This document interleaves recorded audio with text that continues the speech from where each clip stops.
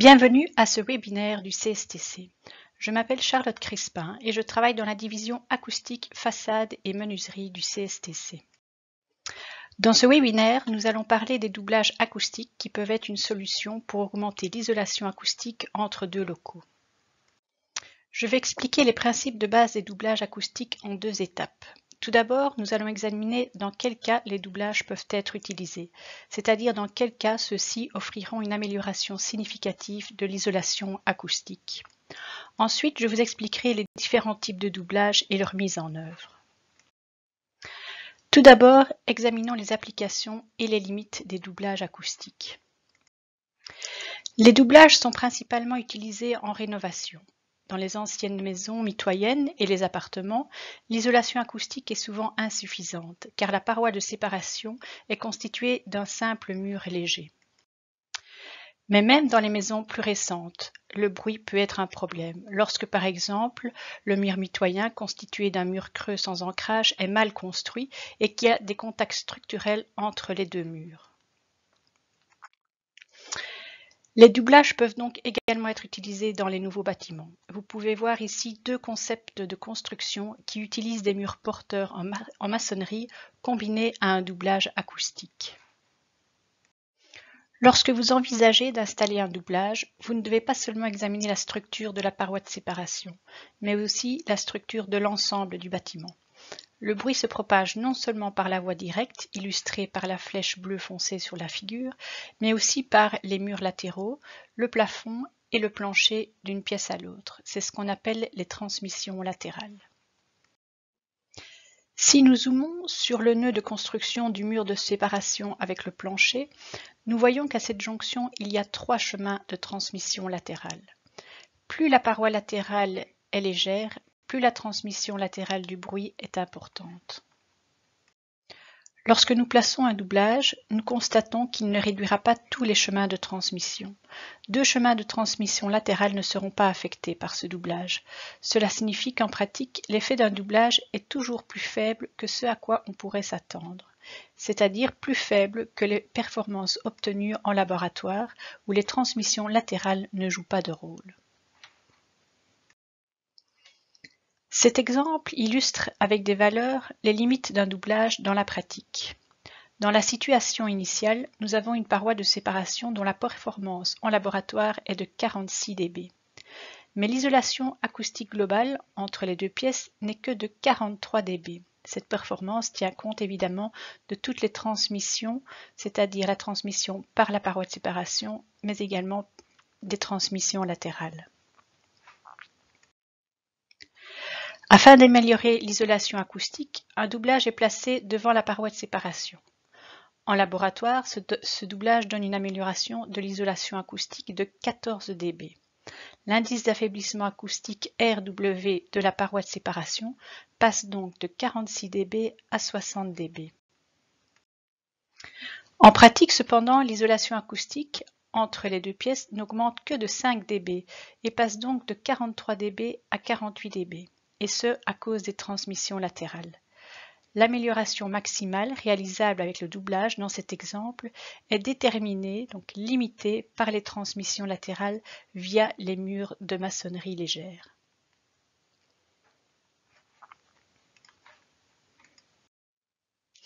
Si vous envisagez d'installer un doublage, vous devez donc toujours prendre en compte les transmissions latérales et si nécessaire prendre des mesures pour les limiter. Lorsque nous examinons le concept d'une nouvelle construction, nous voyons deux mesures importantes à prendre. D'une part, on utilise des planchers suffisamment lourds et d'autre part, une découpe est effectuée dans les parois latérales au niveau du mur de séparation pour stopper la propagation des transmissions latérales.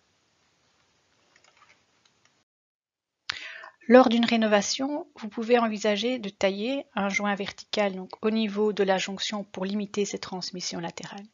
Mais si ça n'est pas possible, vous devrez trouver une autre solution.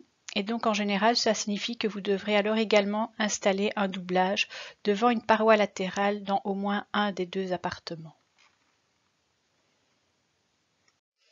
Maintenant que la problématique des transmissions latérales a été expliquée, que nous avons compris qu'elle pouvait limiter l'effet d'un doublage, je vais expliquer dans cette deuxième partie comment on monte un bon doublage acoustique et quels sont les détails de mise en œuvre dont vous devez tenir compte. En général, on peut distinguer trois types de doublage. Le premier type concerne des systèmes directement collés sur la paroi à traiter, qui se compose d'un matériau isolant et d'une plaque de finition, généralement une plaque de plâtre. Les deux autres systèmes n'ont aucun contact avec le mur existant, ce qui est avantageux sur le plan acoustique. La deuxième figure montre un doublage constitué de plaques de plâtre fixées sur une ossature indépendante. La figure de droite montre un doublage fait de blocs collés, généralement des blocs de plâtre ou de béton cellulaire. Pour comprendre les risques acoustiques liés à l'installation d'un doublage, il est important de savoir comment il fonctionne. Cette figure montre schématiquement l'isolation acoustique d'un mur existant en fonction de la fréquence. Lorsque vous placez un doublage devant ce mur existant, un système double paroi est créé, le mur de base étant le premier mur et le doublage étant le second. Comme expliqué dans le webinaire sur les doubles parois, une double paroi réagit acoustiquement comme un système masse-ressort-masse.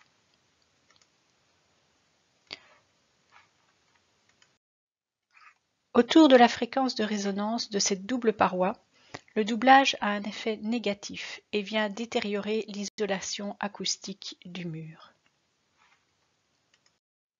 C'est seulement au-dessus de la fréquence de résonance que l'isolation acoustique s'améliorera.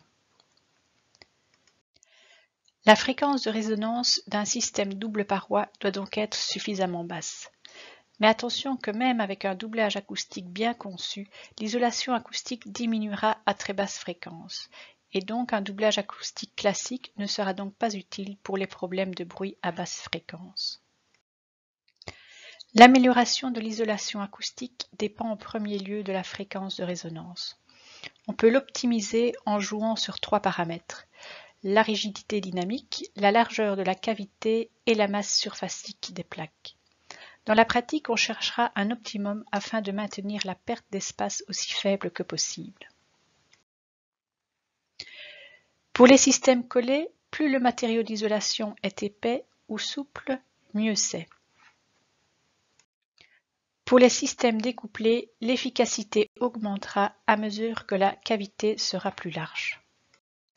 Enfin, pour tous les systèmes, plus les doublages sont lourds, mieux c'est. En revanche, pour les plaques de plâtre, il est préférable de combiner deux plaques de plâtre minces plutôt que d'utiliser une plaque plus épaisse. Les fabricants ont également mis au point des plaques de plâtre acoustiques spéciales plus lourdes que les plaques de plâtre habituelles, mais tout aussi souples. Cette figure montre l'amélioration globale de l'isolation acoustique mesurée en laboratoire pour différents types de doublage installés devant des murs massifs. Par type de doublage, on constate une variation considérable des résultats mesurés, qui est due d'une part à des petites différences de construction, mais aussi à des différences dans les détails d'exécution. Il est donc impossible de dire qu'un type de doublage particulier est toujours plus performant qu'un autre. Mais en moyenne, vous remarquez une meilleure performance pour les systèmes découplés par rapport aux systèmes collés. Des améliorations de 10 à 20 dB peuvent être obtenues avec tous les types de doublage, ce qui est généralement suffisant, avec des pics allant jusqu'à 30 dB pour les systèmes découplés. Avec les systèmes collés, vous remarquez que l'amélioration de l'isolation acoustique augmente en moyenne lorsque vous doublez l'épaisseur de l'isolant. Dans les systèmes découplés sur ossature, vous remarquez que les améliorations les plus importantes peuvent être obtenues dans les systèmes dans lesquels deux plaques de plâtre sont utilisées.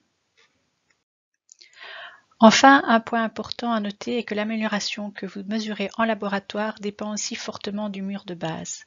Le graphique présente des résultats de mesure en laboratoire. En bleu, pour des doublages placés devant des murs massifs de masse surfacique inférieure à 200 kg par mètre carré. En orange, devant des murs massifs de masse surfacique supérieure à 250 kg par mètre carré. On remarque qu'en général, l'amélioration est plus importante pour les murs de base plus légers, c'est-à-dire qui ont une isolation acoustique plus faible. Il est donc difficile de comparer directement les valeurs des fiches techniques des fabricants. Il convient de faire preuve de prudence lors de l'utilisation de doublage collé thermique à base de panneaux d'isolation rigide, comme par exemple le polyuréthane, l'EPS ou l'XPS. La figure de droite montre l'amélioration de l'isolation acoustique de 4 types de doublage collé appliqués sur un mur de base en béton de 16 cm. Comme les doublages en polyuréthane rigide et en EPS rigide ont une fréquence de résonance trop élevée, elles entraînent globalement une détérioration de l'isolation acoustique de 2 à 3 dB. Les améliorations globales de 10 dB que nous avons vues dans un slide précédent ne peuvent être obtenues qu'avec des matériaux poreux et souples tels que de la laine minérale, la mousse floquée ou encore l'EPS élastifié. Enfin, examinons quelques détails de mise en œuvre. Les doublages sont généralement collés à la paroi de base à l'aide de points de colle élastiques. Il est important que la plaque de plâtre n'entre pas en contact avec la structure existante, ni sur les bords périphériques, ni même à travers les plinthes qui sont installées par la suite. Vous pouvez donc d'abord placer des bandes de découplage souples le long des bords. Les joints au niveau des parois latérales du plancher sont alors rebouchés ou scellés avec un produit d'étanchéité souple.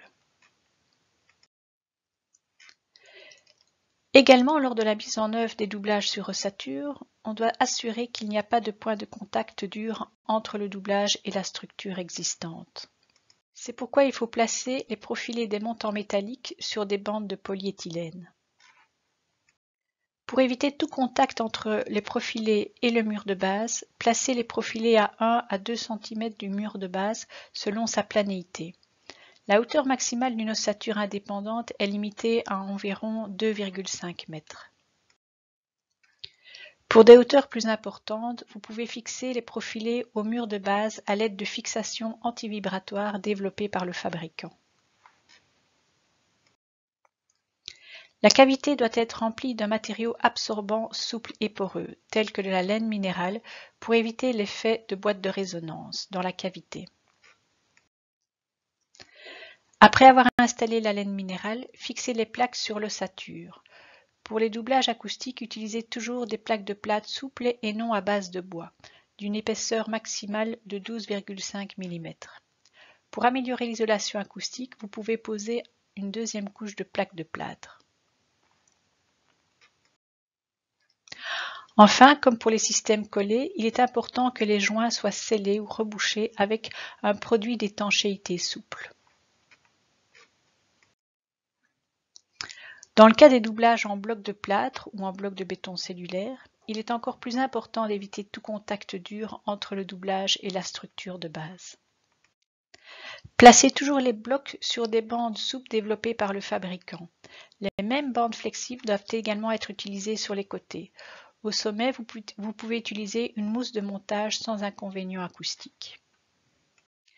Faites également attention aux ponts de mortier ou de colle qui peuvent constituer une connexion dure. Il est donc conseillé de placer d'abord un matériau souple et absorbant contre la paroi de base.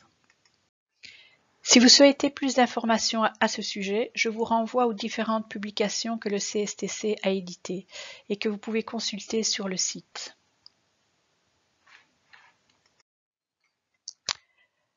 Je voudrais conclure sur les points les plus importants à garder à l'esprit lors de l'utilisation d'un doublage acoustique. Tout d'abord, vous devez toujours vous demander si l'installation d'un doublage sera efficace dans une situation donnée. Dans le cas de la présence d'éléments latéraux légers, l'amélioration maximale réalisable avec un doublage sera limitée et vous devrez peut-être prendre des mesures supplémentaires pour traiter ces éléments latéraux. Deuxièmement, vous devez vous rappeler que la performance d'un doublage spécifique est influencée non seulement par sa construction, mais aussi par le mur de base. Il est donc difficile de comparer les valeurs indiquées dans les fiches techniques des fabricants. Des performances similaires peuvent être obtenues avec les 3 types de doublage. Enfin, lors de la mise en œuvre, il faut veiller tout particulièrement à ce qu'il n'y ait pas de fixation rigide ou de contact dur entre le doublage et la structure de base du bâtiment. Je vous remercie pour l'attention que vous avez apportée à cette vidéo et qui a été tournée avec le soutien de CETEC.